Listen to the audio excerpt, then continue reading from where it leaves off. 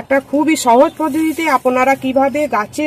সমস্ত রকম বাগানে যা গাছ আছে সে লিকুইড কম্পোস্ট কিভাবে তৈরি করে গাছে প্রয়োগ করবেন কোনো হেফাজত ছাড়া, এবং এটা কোনো ছাকতেও হবে না, এবং সম্পূর্ণটা হচ্ছে বিনামূল্যে একবারে। এই কম্পোস্টটা যদি আপনারা তৈরি করে গাছে যদি আপনারা এটা 10 থেকে 15 দিনের অন্তর খুবই পাতলা করে গাছে প্রয়োগ করেন, তাহলে আলাদা করে আপনাদের কোনো সার বা লিকুইড তরল প্রয়োগ করতে হবে না। তাহলে এই যে দেখতে পাচ্ছেন বন্ধুরা, এটা হচ্ছে আমার অনেক দিনের, এটা 10-15 দিনের এই লিকুইড কম্পোস্টটা। আমি এটা একবারে এটা ছাঁটতে হয় না, আমি এইভাবে দেখুন এইরকম একটা আপনারা এটা মশারি নেটও নিতে পারেন,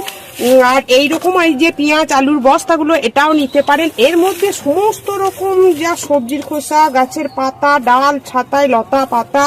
পেঁয়াজি খোসা থেকে ডিমের খোসা, চা পাতা যা আছে সমস্ত রকম ঘুটে থেকে আরম্ভ করে যা আছে সব এটা